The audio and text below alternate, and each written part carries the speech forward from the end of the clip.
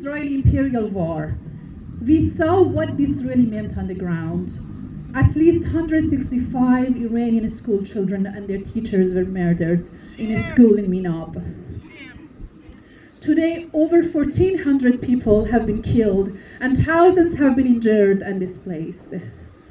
Just before this war began, the Iranian people were rising up, demanding dignity, justice, and political rights. We acknowledge those struggles, and we also acknowledge how the imperial discourse has transformed the suffering of Iranians into a geopolitical instrument. The massacres of protesters who risked their lives demanding dignity and political rights have now turned into the scarcity weapons within an imperialist killing machine that ultimately produces even more violence.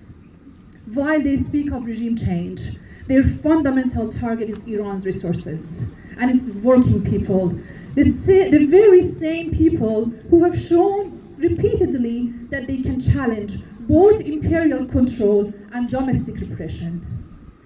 We defend Iranian lives without allowing those lives to become instruments in the geopolitical calculus of war.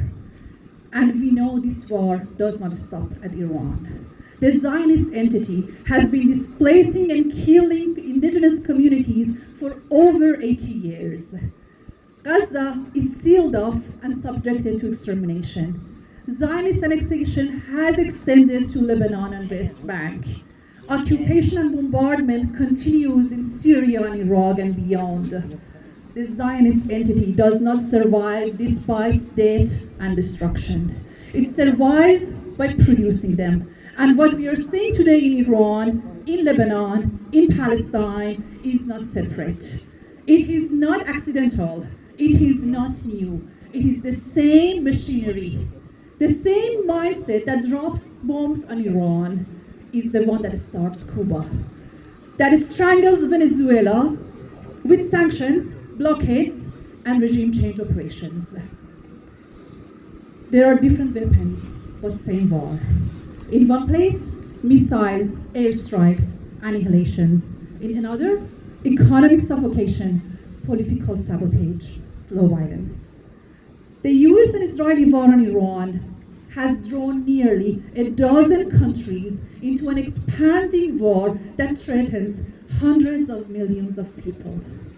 This is not new. The United States is addicted to war.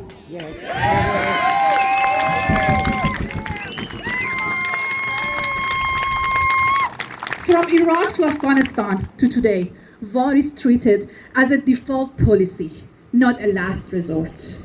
From Latin America to West Asia, this is one system. A system where intervention is normalized, where violence is justified, and where whole societies are made disposable.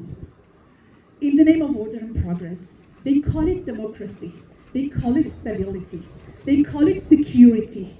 But what it really means is control over our lands, control over our resources, control over entire populations. Gaza was a rehearsal. Every layer of impunity built over the bodies of Palestinian children has become a blueprint of what has been coming now.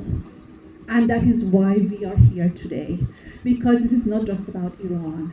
This is not just about Palestine. This is not just about Lebanon. This is about a global structure of domination and our refusal to accept it. Let's stop the machinery of genocide. Nowruz is a symbol of life. Let's stand together to defend it.